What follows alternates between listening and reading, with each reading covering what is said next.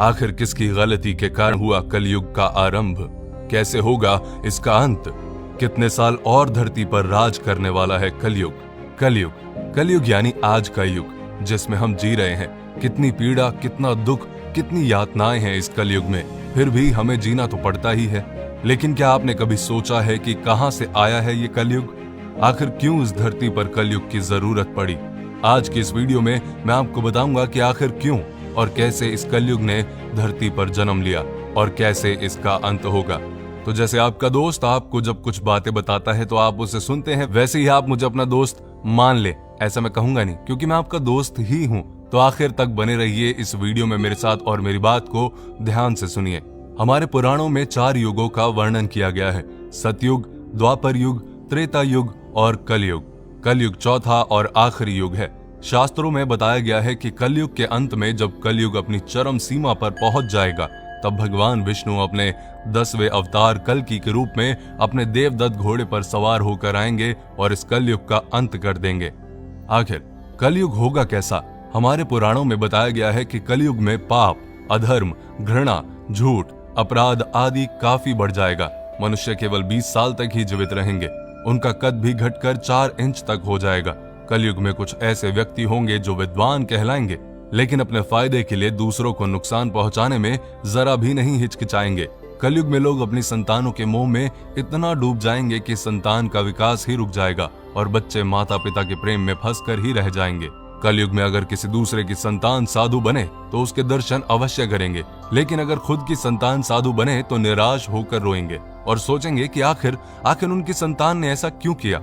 कलयुग में दोगले लोग होंगे जो कहेंगे कुछ और करेंगे कुछ और, अपनी सत्ता का गलत इस्तेमाल करेंगे और मासूम लोगों का शोषण करेंगे। कलयुग के लोग ऐसे होंगे जो अपने पुत्र और पुत्री के विवाह में बहुत धन खर्च करेंगे, लेकिन किसी गरीब को कुछ नहीं देंगे। और इनमें कई बातें हम अपने जीवन में सच होते देख भी रहे हैं। ऐसे में हमारे मन में सवाल उठता है कि आखिर इस कलयुग का आरंभ हुआ कैसे? तो चलिए जानते हैं। कलयुग की शुरुआत भारत के महान गणितज्ञ आर्यभट्ट ने अपनी पुस्तक आर्यभट्टियम में इस बात का उल्लेख किया है कि जब वो 23 साल के थे तब कलयुग का 36वां वर्ष चल रहा था। आंकड़ों के अनुसार आर्यभट्ट का जन्म 476 ईस्वी में हुआ था। गणना की जाए तो कलयुग का आरंभ 3102 ईसा पूर्व में हो चुका था। कलयुग का संबंध महाभारत काल से बताया जाता है। कहा जाता है कि जब महाभारत युद्ध के बाद पांडवों ने कौरवों को हराकर सारा राजपाट जीत लिया था, तब कुछ समय के बाद पांडवों को समझ आ गया कि इन सब चीजों की जरूरत नहीं है। इसीलिए सभी पांडवों की सहमति से युधिष्ठिर ने अपना सारा राजपाट त्याग कर राजा परीक्षित को सौंप दिया और द्रौपदी के साथ सभी पांडव मोक्ष की प्राप्ति के लिए हिमालय की ओर चले गए। बस तभी से कलयुग का आरंभ शुरू हो गया। राजा परीक्षित बड़े ही कुशल और दयालु राजा थे। उनके शासनकाल में उनकी प्रजा को कभी भी कोई दुख या कष्ट नहीं हुआ। एक बार राजा परीक्षित एक नदी के पास से गुजर रहे थे। उन्होंने देखा कि नदी के किनारे एक गाय और बैल आपस में बातचीत कर रहे हैं, लेकिन कलयुग उनको दुखी कर रहा है। राजा परीक्षित ने बैल के रूप में धर्म और गाय के रूप में पृथ्वी को पहचान लिया। कलयुग के द्वारा गाय और बैल के ऊपर होने वाले अत्याचार को राजा परीक्षित सहन नहीं कर पाए और उन्होंने अपनी तलवार निकाली और कलयुग को मारने के लिए आगे बढ़े। राजा परीक्षित का क्रोध देखकर कलयुग कांपने लगा। कलयुग भयभीत होकर अपने राजसी वेश को उतार कर राजा परीक्षित के चरणों में गिर गया और क्षमा याचना करने लगा। राजा परीक्षित ने शरण में आए हुए कलयुग को मारना उचित ना समझा और उससे कहा, कलयुग तू मेरे शरण में आ गया है, इसलिए मैं तुझे जीवन दान दे रहा हूँ, लेकिन अधर्म, पाप, झूठ, चोरी, कपट, दरिद्रता आदि अनेक उपद्रवों का मूल कारण केवल तू ही है। तू मेरे राज्य से अभी निकल जा और फिर कभी लौट कर मत आना। परीक्षित की बात को सुनकर कलयुग ने कहा कि पूरी पृथ्वी पर आपका निवास है। पृथ्वी पर ऐसा कोई भी स्थान नहीं है जहां आपका राज्य ना हो। ऐसे में मुझे रहने के लिए स्थान प्रदान करें। तब राजा परीक्षित ने सोच विचार कर कहा, झूठ, धूत, मद्यपान, परस्त्री घमन और हिंसा, इन 4 स्थानों में असत्य, मद, काम और क्रोध का निवास होता है, तो इन 4 स्थानों पर रह सकता है। लेकिन इस पर कलयुग बोला, हे राजन, ये 4 स्थान मेरे रहने के लिए अपर्याप्त हैं, अन्य जगह भी प्रदान कीजिए मुझे। इस मांग पर राजा परीक्षित ने उसे स्वर्ण के रूप में 5वां स्थान प्रदान किया। स्वर्ण रूपी स्थान मिलते ही कलयुग ने राजा परीक्षित के सोने के मुकुट में वास कर लिया।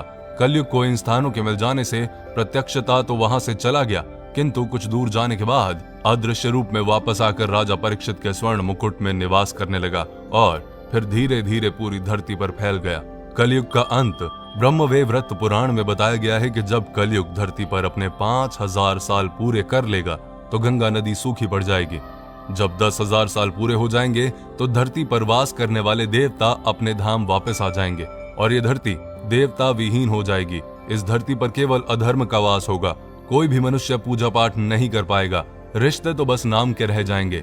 सब लोगों की बुद्धि भ्रष्ट हो जाएगी जो केवल धन के बारे में ही सोचते रहेंगे। लोग हमेशा अशांत रहेंगे। कोई गुरु का आदर नहीं करेगा। ब्राह्मणों का ज्ञान खत्म हो जाएगा। क्षत्रियों का साहस खत्म हो जाएगा। शोषण करने वाला राजा होगा और प्रजा भी एक दूसरे पर अत्याचार करने से पीछे नहीं हटेगी और एक दूसरे की जान की दुश्मन बन जाएगी और अंत में सब कुछ नष्ट हो जाएगा।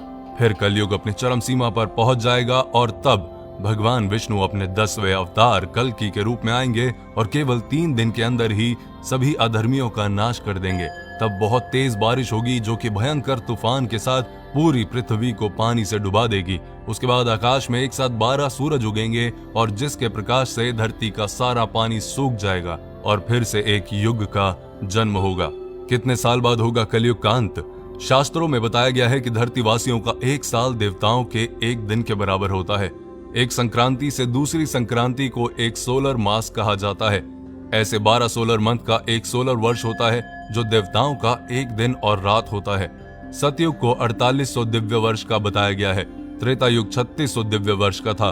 द्वापर युग 2400 वर्ष और कलयुग 1200 दिव्य वर्ष, यानी कि कलयुग 4,32,000 सौर वर्ष का होगा, जिसके अनुसार कलयुग के अभी 5000 साल ही पूरे हुए हैं। 4 लाख से भी ज्यादा वर्ष अभी बाकी हैं जब तक कलयुग इस धरती पर राज करेगा। लेकिन कलयुग के इस समय में मनुष्य को इस भयंकर प्रलय से केवल हरि कीर्तन और भक्ति ही बचा सकता है।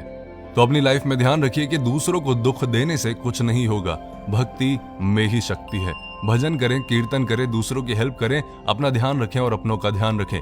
ये वीडियो आपको कैसी लगी मुझे कमेंट करके जरूर बताएं और अगली वीडियो बहुत ही अच्छी और बहुत ही इंफॉर्मेटिव लेके आने वाला हूं आपके लिए। पेज को फॉलो करें अगर अभी तक आपने किया नहीं। प्लीज कमेंट करके फीडबैक अपना जरूर दें।